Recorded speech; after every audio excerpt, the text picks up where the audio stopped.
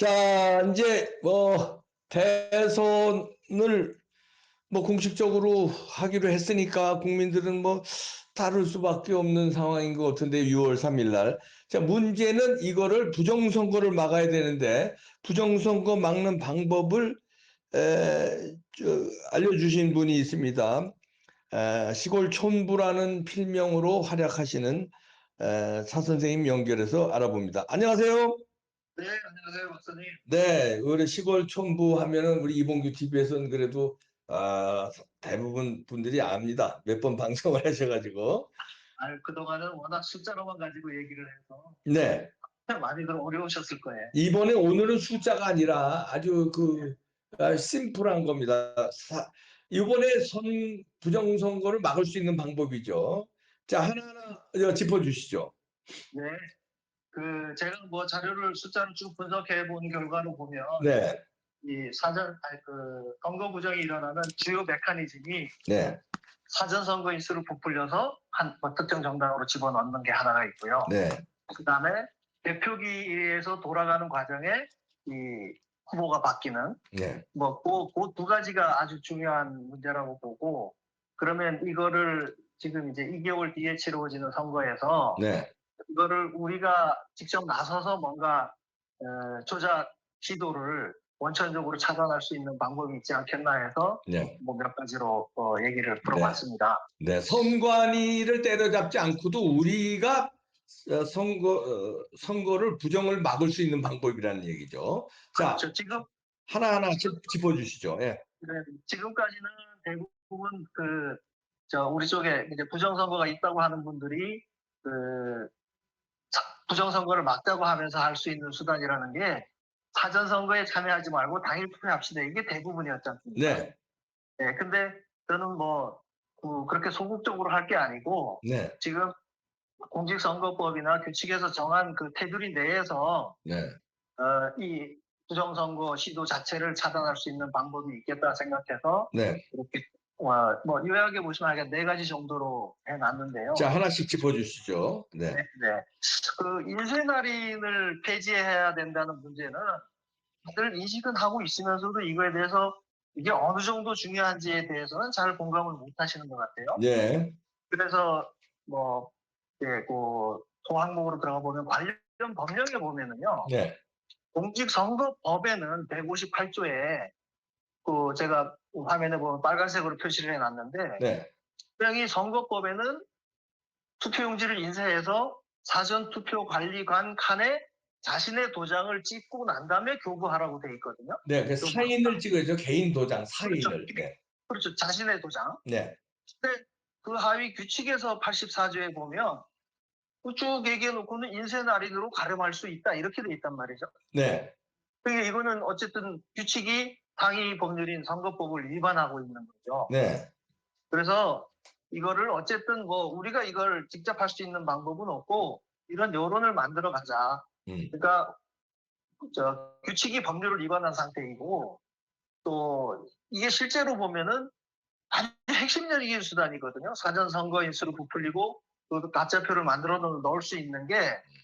이 인쇄 날인만 없으면 제 생각에는 한 99% 이상 가짜표가 집어넣는 거를 방지할 수 있다는 생각을 하고 있습니다. 네, 근데 이 친구들이 보면 선관위에서 얘기하는 이 인쇄 날인을 해야 되는 제일 큰 이유가, 거의 유일한 이유가 투표 시간을 줄이기 위해서 인쇄 날인을 해야 된다고 얘기를 하거든요. 네, 근데 상식적으로 사전 선거 같은 경우는 투표용지 발급기에서 발급되는 시간이 있지 않습니까? 예, 그러면 그 다음 사람이 발급되는 시간에 앞 사람 거 도장 찍는 거는 충분히 시간이 오히려 더 짧거든요. 네, 근데 이게 선관위에서 투표 시간을 줄여야 된다고 얘기하면서 그 이유를 뭐라고 다냐하면 사전 투표 같은 경우에는 투표소가 특정되지 않아서 어느 시간인가 확 몰리는 상황이 생길 수 있다.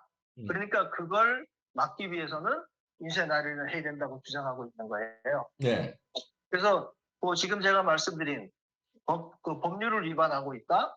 또 저 친구들이 얘기하는 실질적으로도 그런 명분이 없다. 네, 이런 거를 좀 적극적으로 해가지고요.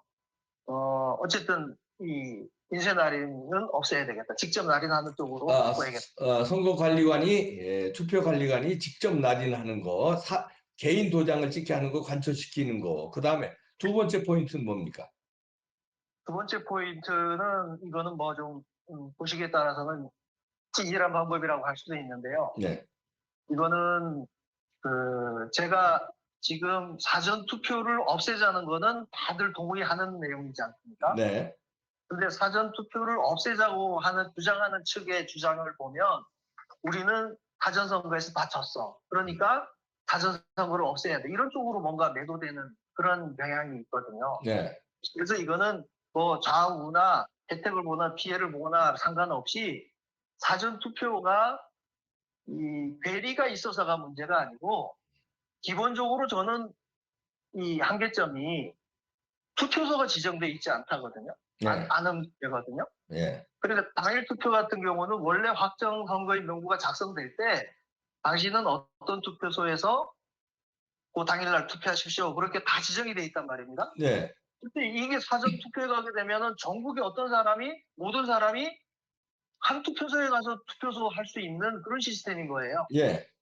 그래서 저는 이거를 부각시키는 방법으로 해서 이게 투표 사전 선거 뭐 예를 들어서 이틀째 되는 날 뭐 마감 직전에 네. 예를 들어서 이 부정선거에 의심을 하고 있는 사람들이 어느 특정 투표소에 확 올려버리면 어떻게 할 거란 얘기죠. 근데 이것도 법적으로요. 제가 지금 관련 법에 그렇게 적어놨는데 네. 공직선거법 155조에 보면 이게 6시에 닫는 게 원칙이거든요. 네. 근데 6시 마감할 때에 네. 투표하기 위해서 대기하고 있는 선관위 있으면 네. 이 사람들한테 번호표를 부여하고 그 사람들이 다 투표하게 한 후에 마감을 할 수 있다고 돼 있어요. 네. 그게 법적으로 이렇게 돼 있는데 얘들은 이런 준비를 안 하고 있다가 지난번 20대 대선 같은 경우에는 막 당황해서 포크리 투표가 나온 게 이것 때문이거든요. 네. 투표를 하겠다는 사람들이 서 있는데 뭔가 처리는 해야 될 거 하니까 막 속구리들 들고 나가지고 표 받아가고 그러지 않았습니까? 예.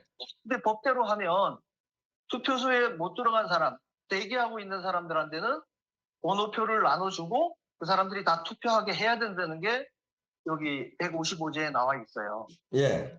그러면 요거를 준수하면서 그 사전선거인 수 부풀리는 거를 막을 수 있는 방법이라고 하면 예를 들어서 뭐 부정선거가 있다고 생각하는 사람들이 5시 50분에 투표소에 몰려가면 어떻게 할 겁니까? 네. 그러면 그 사람들이 투표가 다 끝날 때까지 마감을 못 하는 거거든요. 네. 저는 그거를 한번 제안을 드려보는 거예요. 자, 그렇게 된다면 예를 들어서 네. 마감을 뭐 6시에 직전에 가서 하면 마감 못하고 8시, 9시까지 계속 줄 서서 한다면 그래도 마감이 언젠간 될 거 아닙니까? 그게 예를 들어서 100명, 200명이면 그런데요. 네. 우리가 이번에 그 한남동에 막 영하 15도에서 눈 맞으면서 시위하던 분들 고생을 하는 걸 생각하면 네. 그런 분들이 예를 들어서 부정선거는 없애겠다고 생각을 해서 한 5천 명만 줄 선다고 생각해 보십시오. 아, 5천 명이 한 투표소에 사전 투표소에 네. 전부 줄을 서버리면은 네, 그날 안에 처리가 안 되게끔. 그렇죠. 예를 들어서 저 삼청동 같은 경우에는 이틀 내내 해봤자 580명밖에 투표를 안 하거든요. 네. 근데 그런데 예를 들어서 5천 명이 서 보십시오. 라인은 한 개밖에 없는데 그러면 이틀 3일 가도 못 끝내거든요. 그러니까 법적으로는 그래요. 그럼 이틀 3일 가도 못 끝내게 하면 그 무슨 효과가 있나요? 그럼 선거를 마감을 못 치게 하는 효과예요? 저 기대 효과에다 적어놨는데요. 네.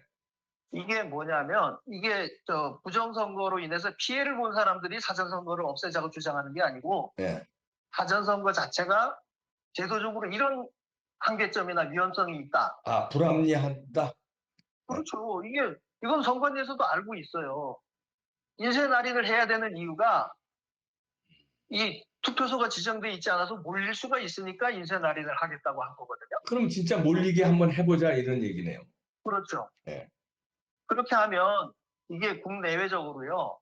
분명히 이거 반향이 일으키고 심지어는 좀 이렇게 부정선거에 대해서 회의적인 생각을 갖고 있는 사람들도 이건 조금 문제 있네라고 공감대가 형성이 되지 않겠습니까? 그런데 이제 문제는 그런 문제 형성은 되지만 이번 대선을 뒤집을 수 있진 않죠. 아니죠. 문제는 되지만 그 다음에 문제 제기를 해서 그 다음부터 제도가 바뀌거나 이럴 텐데 문제는 이번에 이재명이 대통령이 안 되게 해야 되는 게 문제이기 때문에. 그 이제 그 사전 선거 인수 부풀리기라고 하는 게 네. 지금 대체로 우리가 공감하고 있는 게 뭐 3명 중에 1명, 4명 중에 1명. 실제로 사전 투표에 참여하는 사람 머릿수에 맞춰서 가짜표를 만들어 놓았다는 거 아닙니까? 네. 근데 아까 공직선거법 155조에 보면 그 들어오지 못한 사람들한테는 번호표를 부여해서 투표를 하게 하거든요. 그러니까 예. 아니 이슈는 만들 수 있는데 아니, 이재명을 대통령 못 되게 부정선거를 이번에 막을 수 있는 방법은 아니지 않냐 이거죠. 다음에는 막을 수 있겠죠. 이 제도화가 바뀌면. 100%는 아니지만 제가 드리는 말씀을 예. 잘 이해해 보시면은요. 예. 방금 예로 들었던 삼청동 같은 경우에 500명이 참석했다 그러면은 그 중에 뭐 한 100여 명은 가짜표가 이미 들어가 있을 겁니다. 그죠? 네. 근데 5,000명이 대기하고 있다가 투표를 하는 상황이라 그러면 네. 그 5,000명한테 번호표를 나눠줘야 돼요. 네. 우리가 카운팅할 필요도 없어요. 선거에 대해서 나눠주는 번호가 1, 2, 3, 4번 쭉 1년 번호대로 번호표를 나눠주게 되면 네. 6시 이후에 투표한 사람은 5,000명이면 5,000명 번호가 딱 나온단 말입니다. 그렇죠. 예. 그러니까 거기에서는 예를 들어서 그 6시 이후에 투표한 사람이 실제로는 5,000명인데 지금처럼 저희들이 발표하는 선거인 수가 뭐 6,000명이 된다든지 6,500명이 된다든지 하게 되면 그거는 그 자체로 증명이 돼버리는 거죠. 그렇게 증명된 데 많아요. 근데 그냥 우기고 넘어가요. 지난번에도요. 선거인 명부와 실제 투표자 수 틀린 데가 전국에서 무지하게 많이 나왔어요. 그런데 그냥 저 기록이 실수로 잘못됐다, 뭐 그 기록 요원이 실수로 틀렸다, 뭐 별의별 핑계 대면서 그냥 넘어가더라고요. 그러니까 그 뭐 저 이런 상황이 된다 그러면 네. 한두 표, 뭐 몇백 표는 넣을 수 있지만 몇천 표까지는 막을 수 있지 않겠나는 생각은 하는 거죠. 네네. 자, 그 다음에 세 번째 방법 들어가 봅시다. 오케이, 좋아요. 네. 네. 그러면 세 번째 방법은 이거는 전자 개표기의 한계점은 뭐냐면은요. 네. 투표용지가 길어지면 개표기를 사용하지 못합니다. 네. 이번에 왜 21대, 22대 총선에도 투표용지가 51cm가 넘어서는 바람에 비례대표는 다 수개표를 했잖아요. 그렇죠. 예. 그게 이제 제한되는 길이가 개표기에서 처리할 수 있는 길이가 47cm예요. 그러면 몇 명 후보가 되는 게 47cm입니까? 34명이요. 34명을 넘게 후보 등록을 하면 된다.